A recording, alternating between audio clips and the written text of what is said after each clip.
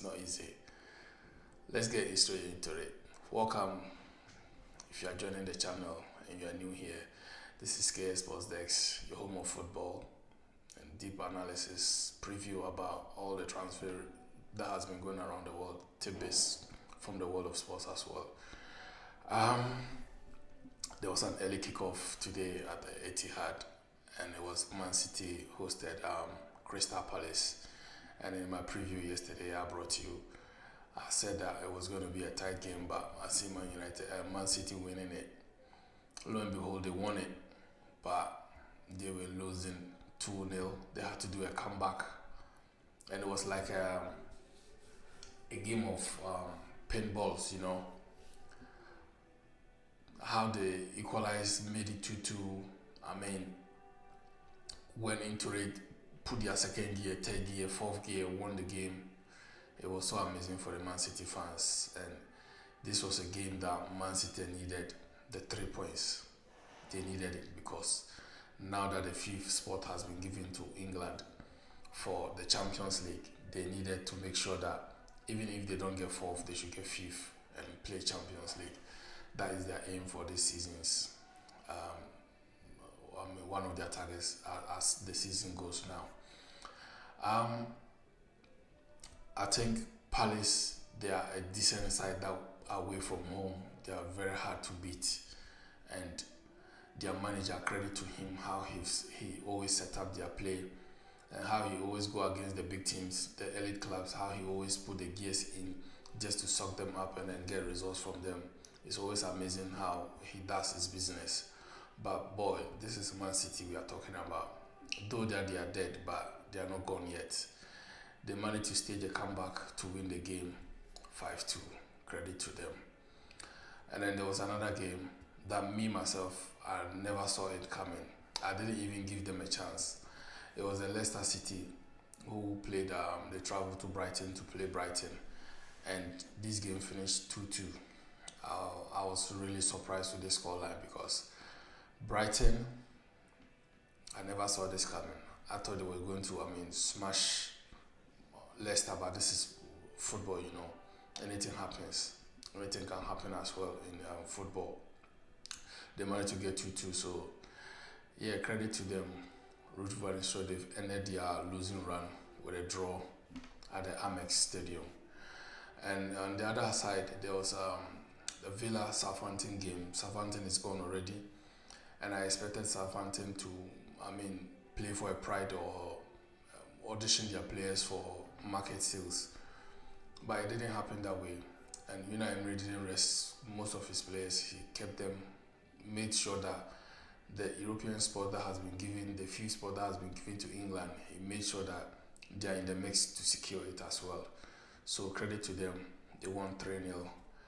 And there was another game that was Arsenal v Brentford. This game I saw Arsenal winning, but Brentford are a team that they are just like Palace. How their manager, he always Thomas Frank, he always set up his team, goes the 3-5-2 against the big teams. Some will say the back five or so. I don't know whichever way he plays it, but I think whenever they have the ball, they play back three. But when they don't have the ball, when they are not in possession, they play back five. And that's exactly how he went against Arsenal, thinking he was going to get something. But he really, the game was boring, to be honest. I watched it. It was flat at the Emirates. Looking at how the atmosphere was on Tuesday, I was expecting a bit of fireworks to be on the players too. Though there was rotation in the squad, but I was still expecting some kind of fireballs from them with the atmosphere, but it didn't go that way. The atmosphere today at the Emirates was flat, I must be honest with you.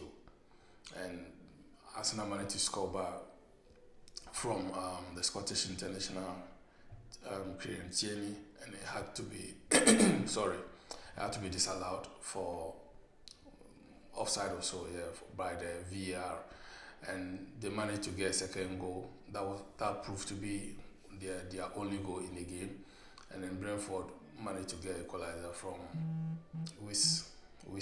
So these are the games that happened, and there were a lot of goals today in the fixtures. In Spain, it was Barcelona that they played Leganes. They won 1-0 with an incredible turnover for the Spanish side, back in business. Trying now, they've opened the gap between them and Madrid. Yeah, so Madrid plays tomorrow. If Madrid wins, then they close the gap. If not, Barcelona is running away with the league. And remember, a few weeks to come, Madrid will travel to Barcelona to play the second leg of La Liga. If they don't win tomorrow and Barca win that fixture, it's done deal. It's gone. Yeah. And there was another game that happened in Italy. Inter Milan won with their fixture coming up against Bayern Munich. I knew that there were going to be more of rotation in their squad, but yeah, it was the same. The story didn't change. They played Cagliari. They won 3-1. Yeah, and it was an enjoyable game to watch. And the other side, but their counterparts in Germany that they'll be playing against on Tuesday is on Wednesday is Bayern Munich. They played Borussia Dortmund. Remember, this is always a German, Classico. It's always a big match in German football, and they play 2 each. It ended a draw. So Bayer Leverkusen also played draw with Union Berlin. They could have maintained the gap points to maybe 3 points, but they also drew. So it still remains a 6 points gap between them. Yeah. So guys, thank you for everyone that has been liking and following us. Continue to share our podcast and continue to give us a follow. And we'll make sure we follow you back on other social platforms, on the Instagrams, the TikTok, the Facebook as well. So yeah, thank you. We're out.